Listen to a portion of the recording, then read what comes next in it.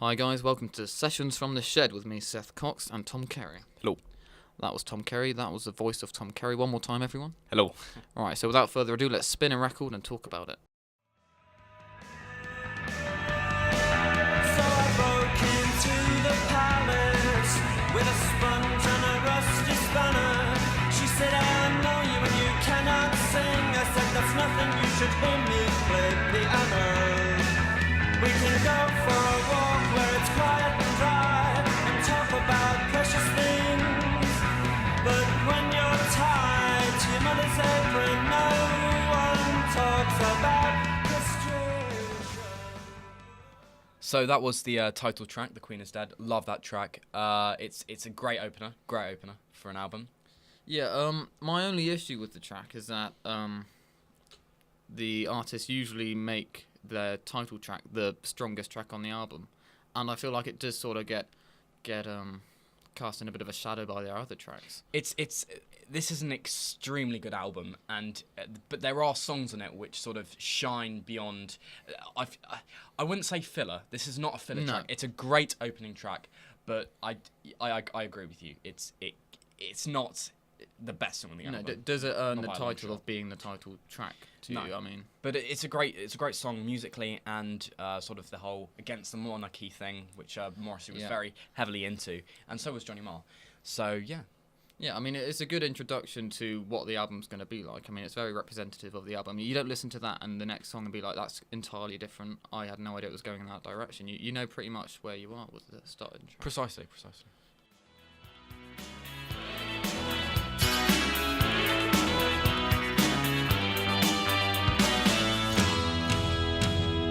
Fame, fatal fame. It can play hideous tricks on the brain. But still I'd rather be famous than righteous or holy. Any day, any day, any day. But sometimes I feel more fulfilled making Christmas cards.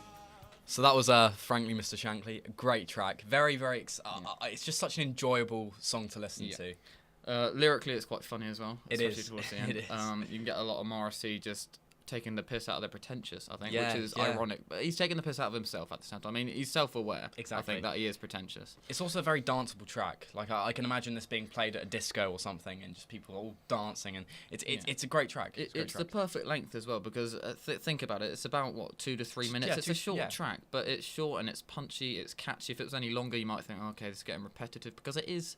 It's a motif that's repeated, but it works. It's so easy to laugh, it's so easy to hate. It takes strength to be gentle and kind. Over. It's so easy to laugh, it's so easy to hate. It takes guts to be gentle and kind.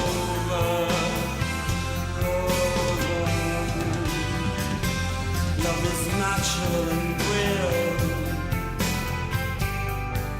But not for you, my love. Not tonight, my love. Love is natural and Now that was I Know It's Over, and I think it's just such a beautiful track. It's probably one of the best ballads ever to come out of music, and it's just so well done. Also lyrically, it's quite emotional. It is, Yeah, it's, and very evocative. if you it's think very about atmospheric. It is very slow and it's quite morbid as well. You know, you sort of get bogged down in it a little bit. it. But You do. it is still something that you can enjoy. It's not something like Joy Division where you'll feel quite depressed after listening to it because you won't. They You'll are an feel- exceptional band, but Yeah, obviously, that was a bit of a generalisation. Obviously, Yeah. not all Joy Division songs are. But even the lyric, "Oh mother, I can feel the soil falling over my head," is just it's lyrics like that just come to show how much of an exceptionally talented songwriter Morrissey was. And not to mention, it's such a stark contrast to the previous song, Frankly Miss Shankly, because that was a upbeat, Yeah. happy song, and then you got this one. And then you've got sort of the whole range of the Smiths there. They can do an upbeat, funny, happy song, and they can also do a really sweet, somber ballad.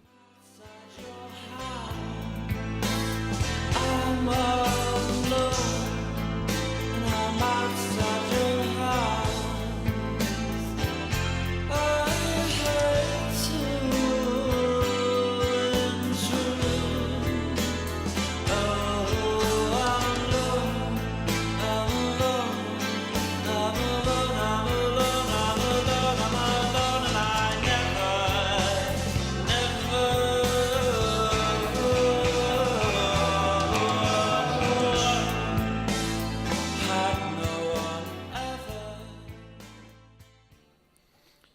So, what you just heard was Never Had No One Ever. Yeah.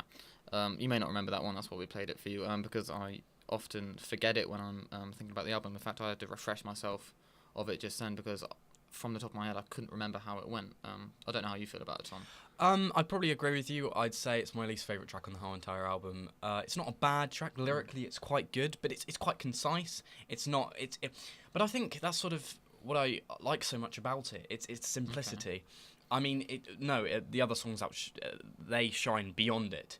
But it's not a bad track. I quite like it. I mean, simplicity can work. I mean, especially lyrically. I mean, I'm looking at the inside of the album right now, and it's got 5 or 6 lines of lyrics to it? Pretty much. But that doesn't automatically make it a bad song, because Pink Moon, Nick Drake, how many lyrics that got? That's only about 6 lines of lyrics. Exceptional song. But Never Had No One Ever, probably the most forgettable, but not a bad song. Not a bad song, no. And then they died. Seems so unfair, I want to cry. You say a thrice undone salutation to the dawn, and you claim these words as your own. But I've read well and I've heard them said 100 times, maybe less, maybe more. If you must write pros and points, the words you use should be your own. Don't plagiarize or take on loan. But there's always someone somewhere with a big nose who knows and trips you up. No, that was Cemetery Gates, and I just every time I listen to it, brilliant. I love it more and more. Yeah. It is I'm lost for words. It's just an exceptional. It's also very, very profound. The lyrics are. It's got this upbeat tone, sort of juxtaposed with the very downbeat lyrics. Yeah. I just agree with you completely. It is my favourite track on the album. It's one of my favourite Smith songs. I wouldn't go as far to say it's my favourite track, but it is. Really? It's definitely a contender for one of my favourites.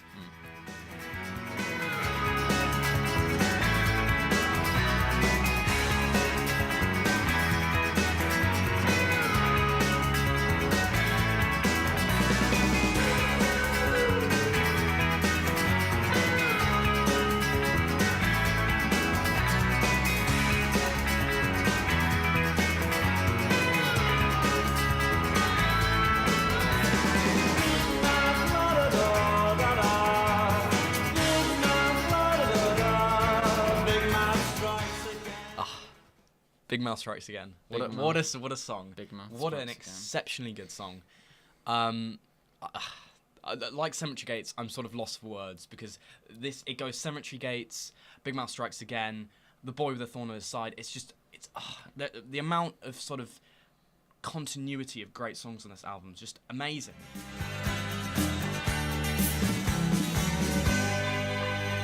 The boy with a thorn in his side, behind the hatred there lies a murderous desire for love. How can they look into my eyes? Now that was The Boy with the Thorn on His Side. I can't even express how much I love this song. It's definitely my favourite song on the album, and possibly my favourite Smith song. The Smiths are my favourite band, of course, but there's just it's the differentiation between this and songs like Big Mouth Strikes Again. It's also it's quite a lovely song to listen to. When you listen to it, you don't think the typical sort of morbid, Morrissey, that type of thing. It's a very nice song. Yeah, it's quite poetic actually. It is profound and it's poetic, but it's not my favourite on the album. Cemetery Gates is my favourite on the album because I enjoy it more basically. Although when you think of the Smiths, you think of songs like this. You think of The Boy with the Thorn in His Side because it is one of the most iconic tracks. It's one of the most widely recognised ones, surely.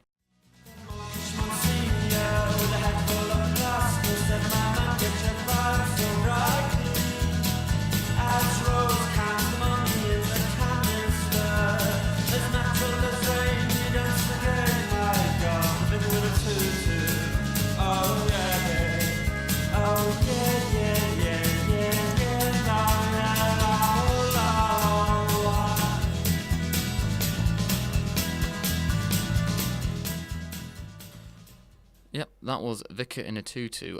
One of their more silly songs. I mean, they're very silly, aren't they, Smiths? They're very silly people. Morrissey, what a silly, silly boy. He does have his moments. It's a fun track. Yeah.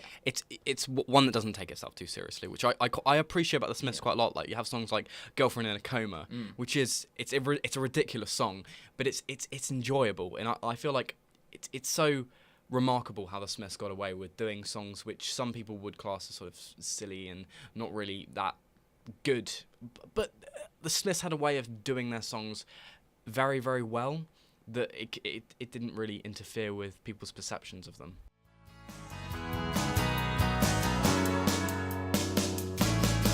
And if a double-decker bus crashes into us, to die by your side is such a heavenly way to die.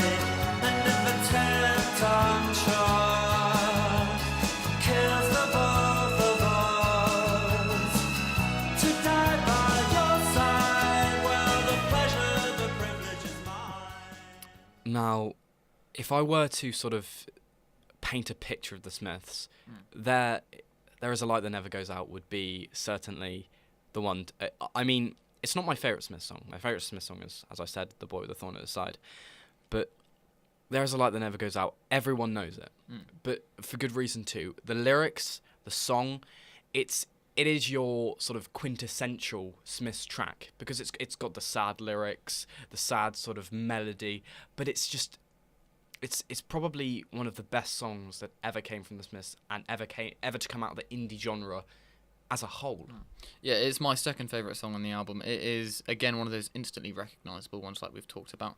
Although its structure is literally verse, chorus, verse, here's another chorus, yet somehow it works. And with these last two tracks, we've talked about Morrissey, of course, but this is where Johnny Marr comes into play, I think, because you don't hear what he's doing, and that's the beauty of Johnny Marr. You don't realise how technically amazing and brilliant he is until you sit down and try to play a track like There Is a Light That Never Goes Out. And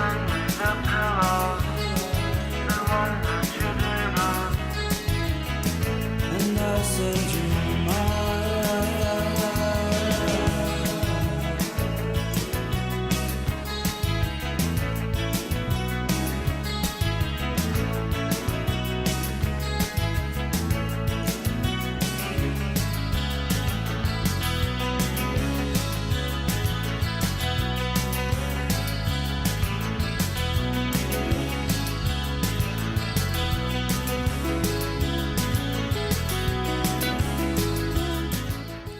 So the closing track on the album there, Some Girls Are Bigger Than Others, and we know that to be true from experience.